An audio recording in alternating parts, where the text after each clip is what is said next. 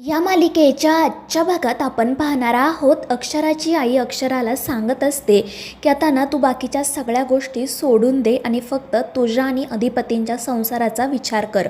कारण जेव्हा तुमचं बाळ जन्माला येईल ना तेव्हा तुम्ही दोघेजण त्याच्यासोबत आम्हाला हवे आहात. आणि त्यावर अक्षरा म्हणते की हो आई, तू काळजी नको करू, सगळं काही ठीक होईल. आणि मग त्यानंतर त्या दोघीजणी पुन्हा बाळाविषयी बोलत बसतात. आई जेव्हा अक्षरा तिच्या पोटात होते तेव्हाच्या आठवणी देखील तिला सांगत असते आणि म्हणत असते की अक्षू, तुला माहिती आहे का, जेव्हा तू माझ्या पोटात होती ना तेव्हा मला डायरी लिहायची सवय लागली होती. दिवसभरात काय काय घडायचं ते सगळं काही मी लिहून काढायचे. आणि आत्ता मगाशी जेव्हा बाबा आणि मी ती डायरी वाचत होतो ना तेव्हा मला खरं तर खूप हसू आलं. आणि हे ऐकून अक्षरा म्हणते की आई, मग मी सुद्धा आजपासून डायरी लिहायला सुरुवात करेल. खरंच तू खूप छान आयडिया दिली आहेस मला. त्यानंतर मग आई तिला सांगू लागते की बाळा, प्रेग्नन्सीमध्ये खूप मूड स्विंग्स होतात, कधी कधी चिडचिड होते, कधी कधी खूप छान वाटतं. आणि अशा वेळी जर आपला पार्टनर आपल्यासोबत असेल तर आपल्याला खूप आधार मिळतो. आणि मग त्यानंतर ती अक्षराला हे सुद्धा सांगते की जेव्हा मी डायरी लिहायला बसायचे ना तेव्हा तू लगेच काही ना काही हालचाल करायला सुरुवात करायची. आणि मग मी तुझ्याशीच गप्पा मारत बसायचे तेव्हा आम्हाला तर असं वाटायचं की हे बाळ ना खूप खोडकर होणार आहे.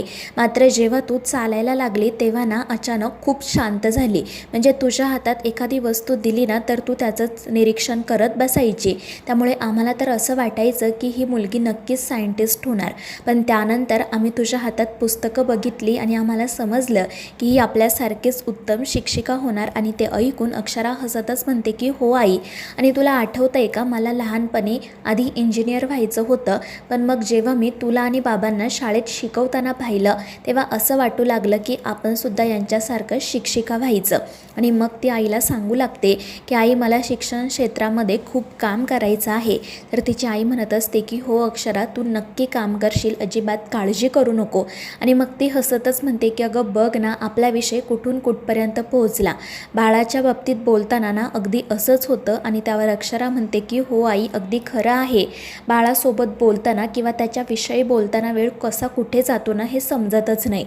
आणि मग आई तिला सांगते की हे बघ अक्षरा, आता त्या भुवनेश्वरी मॅडम तुझ्यासोबत कसं वागलं, त्यांनी काय केलं किंवा त्यांना यापुढे काय करायचं आहे हे सगळं ना तू तुझ्या डोक्यातून काढून टाक. फक्त तुझ्या संसाराचा आणि तुझ्या बाळाचा विचार कर.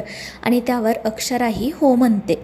दुसरीकडे आजी चारुहास सरांना सांगत असतात की आता उद्या मी सुनबाईला आणण्यासाठी तिच्या घरी जाणार आहे.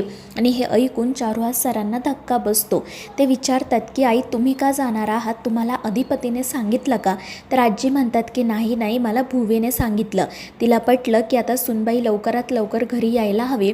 मग तीच मला म्हणाली की आई, तूच जा आणि सुनबाईंना घरी घेऊन ये.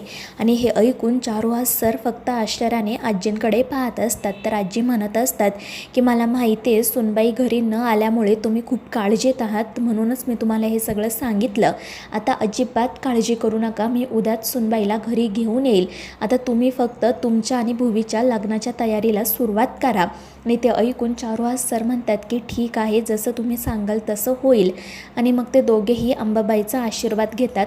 आजी तेथून निघून जातात. चारुहास सर मात्र म्हणत असतात की या भुवनेश्वरीला आम्ही जसं समजत होतो त्यापेक्षा जास्त तर कारस्थानी निघाली ही आता आईंना अक्षराकडे पाठवणार, म्हणजे अक्षराला घरी यावंच लागणार. आणि ते सुद्धा या भुवनेश्वरीच्या अटींवर. पण असं झालं तर ते मला अजिबात चालणार नाही. अक्षराने घरी यावं अशी माझी इच्छा आहे, पण ते तिने स्वतःच्या अटीवर, तरच ती या घरामध्ये सेफ राहू शकते. जर का ती त्या भुवनेश्वरीच्या अटींवर इथे आली तर मग ती भुवनेश्वरी कधीही तिला घरातून पुन्हा बाहेर काढू शकते. त्यानंतर मग दुसऱ्या दिवशी भुवनेश्वरी देवीचा आशीर्वाद घेते आणि मनाशी प्रार्थना करत म्हणत असते की अंबाबाई, आम्ही आमच्या आईला पाठवत आहोत सुनबाईंना घरी आणण्यासाठी. आज सुनबाई घरी येऊ दे. त्याचवेळी मग दुर्गी त्या ठिकाणी येते. भुवनेश्वरीने सांगितल्याप्रमाणे तिने आहेराची ताटं भरलेली असतात आणि ते पाहून भुवनेश्वरी खुश होते आणि बक्षीस म्हणून त्या दुर्गीला तिची अंगठीसुद्धा देते. त्यामुळे दुर्गीही खुश होते, पण ते नाटक करत म्हणत असते की अगं ताई, या सगळ्याची खरंच काही गरज नव्हती. मी फक्त तुझं काम केलं, बाकी काही नाही. आणि मला सुद्धा वाटतं वाटतंच की त्या सुनबाईने लवकरात लवकर घरी यावं, म्हणजे कसं तुझं लग्न होईल. आणि ते ऐकून भुवनेश्वरी खुश होत म्हणते की वा दुर्गे, तू तर चांगलं बोलायला शिकलीस की, आता असंच चांगलं बोलत राहा म्हणजे वास्तू तथास्तू म्हणते. आणि त्यावर दुर्गेसुद्धा म्हणते की हो ताई, आता बघ मी तुझ्या लग्नासाठी ना देवीला साकडं घालणार आहे आणि घराच्या प्रत्येक कानाकोपऱ्यात जाऊन सांगणार आहे की माझ्या ताईचं लवकरात लवकर लग्न होऊ दे. आणि ते ऐकून भुवीसुद्धा खुश होते. त्यानंतर मग आजी त्या ठिकाणी येतात. भुवनेश्वरी त्यांना सांगते की आई, आता सगळं काही तुझ्या हातात आहे, आज काही करून तू सुनबाईंना घरी घेऊन ये, हवं तर आमच्या वतीने त्यांची माफी माग, कारण कसं आहे ना, माफी मागितल्याने कोणी लहान मोठं होत नाही. आणि त्यावर आजी म्हणतात की हो, तू नको काळजी करू, मी सुनबाईशी बोलेल आणि तिला घरी घेऊन येईल. आणि मग त्यानंतर त्या देवीचा आशीर्वाद घेऊन घरातून बाहेर पडतात. दुसरीकडे अधिपती आज कोणतं शर्ट घालायचं याचा विचार करत असतो आणि मग तो संपूर्ण रूममध्ये पसारा घालून ठेवतो. आणि त्यावेळी तो अक्षराच्या फोटोसोबतही बोलत असतो, म्हणत असतो की बघताय ना मास्तरीनबाई, तुम्ही नाही तर कशी अवस्था झाली आहे आमची. दुसरीकडे अक्षरा शाळेत जाण्यासाठी निघालेली असते, तर बाबा तिला विचारतात की बाळा, काल शाळेमध्ये आंदोलन झालं का? त्यावर अक्षरा म्हणते हो. तर बाबा म्हणत असतात की मग तू याबद्दल मला किंवा आईला काही सांगितलं का नाही? अगं, शाळेत काही जर घडलं ना तर प्लीज आम्हाला सांगत जा. आणि त्यावर अक्षरा म्हणते की हो बाबा, पण या आंदोलनाविषयी मलासुद्धा आधी काहीच माहिती नव्हतं. मी जेव्हा शाळेत पोहोचले तेव्हा मला अचानक फुलपगारे सरांनी सांगितलं आणि मग नंतर मला कळलं की ही सगळी अधिपतींची आयडिया होती, त्यांच्यामुळे काल शाळा वाचली. आणि हे ऐकून अक्षराचे बाबा म्हणतात म्हणजे चला, अधिपतींनी इतक्या दिवसांनंतर काहीतरी चांगलं काम केलं. आणि त्यावर अक्षरा म्हणते की हो बाबा.